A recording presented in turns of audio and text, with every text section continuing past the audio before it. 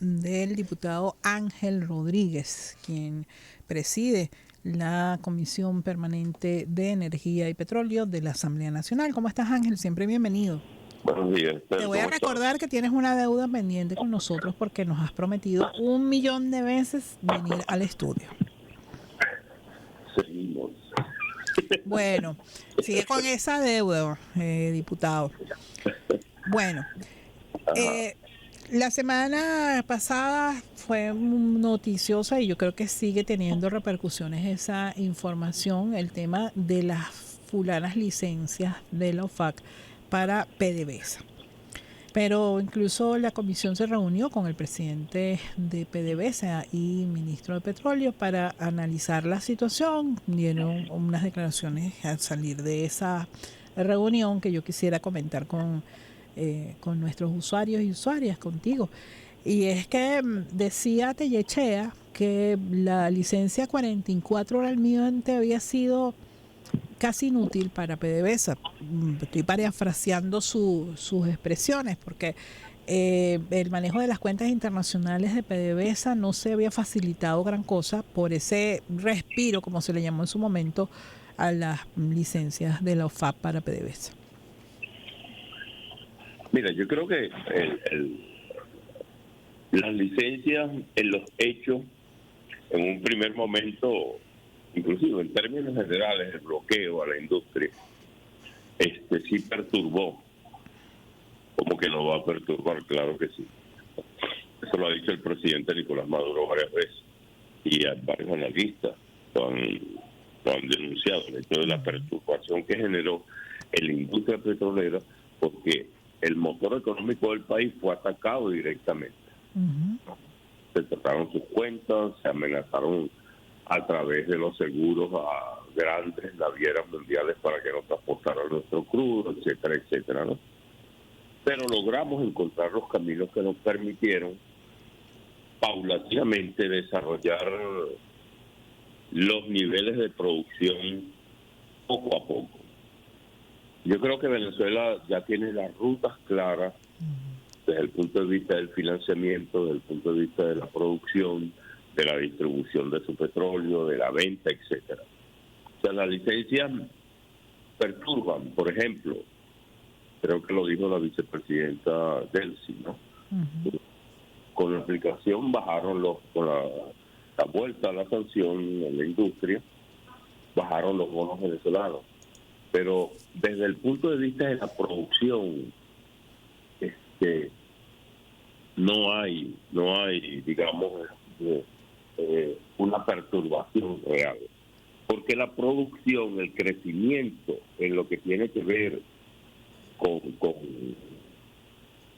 el desarrollo de la actividad productiva en el país depende principalmente de la industria petrolera, de sus trabajadores, de sus ministros, etcétera. Y nosotros en estos momentos, como ya tenemos los canales de comunicación, de venta, de financiamiento y de distribución de ese crudo, pueden aplicar las licencias que sean, ¿no? Y no nos va a perturbar. La única forma de que nos perturbe la actividad económica en el país, ¿no? Y particularmente la industria petrolera, es que nos tiene un bloqueo naval. Ahora, Sí. Ángel, eso contrasta mucho con que, bueno, así como tuvo esa expresión el ministro Pedro Teche a la salida de esta reunión con la Comisión Permanente, también fue el motivo de la reunión fue la aprobación de la creación de la empresa mixta petrolera Petrororaima y la extensión territorial de Petroquiriquire. Y eso llama la atención que justamente cuando hay un retroceso o hay un endurecimiento de estas medidas coercitivas unilaterales que ilegalmente, porque hay que decirlo, el gobierno de los Estados Unidos ha impuesto a Venezuela y a su industria petrolera, es como un contraste que por un lado se están aprobando asociaciones nuevas, extensión de empresas que ya existían y que incluso si hablamos de la producción petrolera, el aumento sigue sostenido. Pues todavía no se llega a esa meta mágica, parece ese número mágico del 1.000.000 de barriles diarios, pero está muy cerca y si, además se ha sostenido esa producción en medio de esa situación tan difícil. Mira, yo te voy a decir algo que dijo el ministro allí. Fue una reunión bien importante porque, como tú lo acabas de decir, paralelamente a la ratificación o endurecimiento de las licencias, paralelamente dos empresas importantes, una nueva, Roraima es nueva, Esther, ¿no? Con socios internacionales nuevos, donde Venezuela mantiene la mayoría accionaria, como dice la ley de hidrocarburos. Y la otra es la que tiene que ver con Petroquiriquiri, una extensión territorial, pero también con socios extranjeros. Y como nosotros no somos ninguna colonia ni estamos subordinados a ninguna potencia internacional, nosotros seguimos negociando con personalidades, con fondos internacionales, con empresas internacionales, la asociación para profundizar el desarrollo de la producción petrolera venezolana. Usted puede decir, se van a renovar 17 empresas mixtas en el país. 9 de esas empresas tienen nuevos socios internacionales. Nuevos socios internacionales. Entonces, lo que quiere decir que independientemente de las circunstancias de la ratificación de las licencias, Venezuela sigue desarrollando. En este caso, que es Petro Roraima que estamos conversando, es un nuevo socio, ¿no? Entiendo que es capital de origen brasileño. Sí. Esa es la nueva empresa. Uh-huh. Y creo que Chevron está en la segunda, en Petroquiriquiri. Exactamente, sí. Sí. Pero para que tú veas, si nosotros fuésemos un país subordinado, que no tuviéramos independencia ni soberanía, la política petrolera venezolana estuviese subordinada a los intereses norteamericanos. Y ha sido todo lo contrario históricamente. Históricamente desde que Chávez asumió el poder en Venezuela. Pero la política petrolera antes de Chávez estaba subordinada a las necesidades norteamericanas, no a las necesidades del pueblo venezolano. De Chávez para acá es que comienza a ratificarse intensamente la soberanía y la independencia, tan es así que el comandante Chávez realiza una renacionalización de toda la industria petrolera y toma las decisiones que se tomaron al respecto. Pero con el presidente Nicolás Maduro, como lo decía ayer en su programa, nosotros no somos colonia, las licencias tienen el objetivo de tutelar el desarrollo petrolero venezolano, de decirnos a nosotros cuánto debemos que producir, a quién le debemos vender y con quién nos podemos asociar, ¿no? Todo lo contrario, nosotros hemos hecho todo lo contrario. Y el hecho indica para aquellos sectores que a veces emiten opiniones con relación a la política petrolera venezolana, los hechos indican que son directamente proporcionales. En la medida que tú vas intensificando tu independencia y soberanía en la política petrolera, paralelamente a eso te van a seguir aplicando las sanciones. Fuera lo contrario, no hubiese sanciones. Ahora, hay un elemento que me gustaría que analizaras y quiero aprovechar para recordarle a quienes nos escuchan y nos ven a través de nuestro canal en YouTube que estamos conversando con Ángel Rodríguez, diputado de la Asamblea Nacional y presidente de la Comisión Permanente de Energía y Petróleo. El tema de las empresas mixtas ha tenido cuestionamientos por parte de varios sectores. Hay sectores que indican que las empresas mixtas no deberían existir.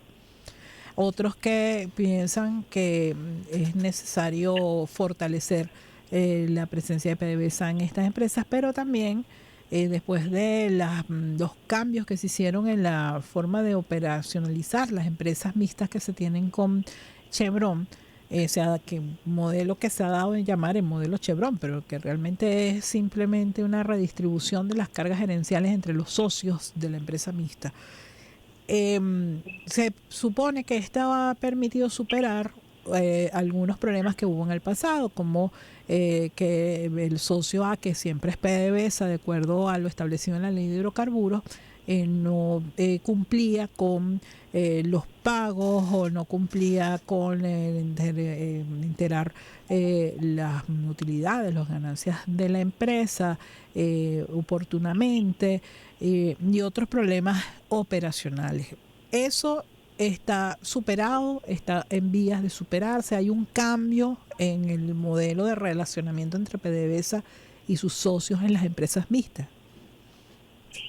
Sí hay el hecho de que se esté renovando y se esté observando de que van a haber 9 socios, de 17 empresas van a haber 9 que van a tener nuevos socios internacionales, indica que la funcionabilidad de las empresas está como está establecido en la ley.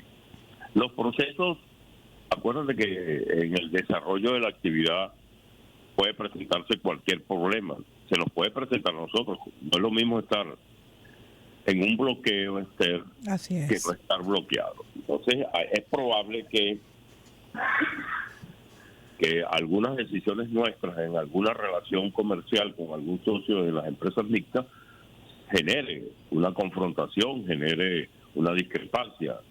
Yo creo que eso es normal y más aún en las circunstancias actuales en que está el país, ¿no? Hay veces que la gente no se da cuenta o no percibe que estamos en una confrontación, en una guerra de quinta, sexta generación, y lo único que nos falta aquí es que, bueno, escuchar los cohetes cayendo, los misiles cayendo en el territorio venezolano, pero en todo caso hay una confrontación. Que esperamos que nunca ocurra eso. Correcto, pero pareciera a veces por la opinión que emite algunos sectores importantes del país, que el país estuviera en paz, no tuviéramos un bloqueo. No, si estamos en una situación conflictiva importante, que la hemos venido derrotando gracias a la audacia del presidente Nicolás Maduro, a las capacidades en el área petrolera y en otras áreas económicas que tienen unos ministros que la han relanzado más allá de las circunstancias del bloqueo, como el sector agrícola con Castro Sotelo. Yo creo que hay, digamos, problemas que se deben presentar. Ahora, en la medida que tú vayas desarrollando la actividad petrolera, ¿qué indica la producción? La producción indica de que estamos creciendo, de que estamos paulatinamente desarrollando la actividad en el sentido exacto de la misma, porque viene creciendo la producción. No aceleradamente como nosotros pensábamos que podía ser, pero el hecho de que el ministro diga que este año terminamos en 1 millón de barriles o 1.100.000, yo digo que nosotros vamos a terminar el año con 1.200.000 de barriles diarios, ¿no? Porque uno viene palpando cómo se están acercando los inversores al país, cómo se están acercando las empresas internacionales, las necesidades energéticas que está generando el desequilibrio. Ahora, en estos días, ¿usted ha percibido en ese contacto que tiene permanente con el sector petrolero que ha habido algún temor, alguna preocupación por parte de los inversionistas que están en este proceso de asociarse con PDVSA para participar en el negocio petrolero venezolano? Mira, yo te voy a poner un ejemplo. No te voy a dar el país, pero te voy a decir, hubo una gente que estuvo aquí en Venezuela, hizo todas las diligencias necesarias, se reunió con la industria, se reunió con el centro de inversiones, cumplió todos los requisitos, pero se atravesó Semana Santa, ¿no? Y bueno, y venir para acá en Semana Santa es perder una semana. Entonces, ellos informaron de que iba a venir después de Semana Santa. Después llamaron e informaron que bueno, que ellos iban a ver cómo se desenvolvía la situación con si Estados Unidos ratificaba o no las sanciones hacia el sector petrolero. Al otro día de ratificarse las sanciones, llamaron y dijeron, mira, llegamos el miércoles de esta semana, ¿no? Eso es un ejemplo así que te indica que más allá del problema de las sanciones, hay una necesidad, Esther, el desequilibrio energético mundial, producto de las políticas norteamericanas de guerra, de confrontación, de sanciones a países productores de petróleo y vinculados a la OPEP, está perturbando el mercado y lo sigue perturbando. Esa situación, Irak, Israel, puede generar que se cierre el canal en el Mar Rojo. Así es. Y por ahí creo que pasa el Tanto cuarto. el estrecho de Hormuz como el canal de Suez en este momento están Exacto. allí en el ojo del huracán. Exactamente. Entonces, imagínate tú, por ahí pasa, creo que un cuarto de la producción petrolera mundial. Así es. Esa es imagínate la tremenda crisis que pudiera generarse a la hora de que ese conflicto Irán-Israel se profundice, ¿no? Esa circunstancia llama a Europa, que son los principales países que están llegando al país, a negociar con la seguridad y la estabilidad política que tiene Venezuela en cuanto a al área energética. Entonces, más allá de las sanciones, la perturbación internacional del mercado energético es la que está llamando a la gente.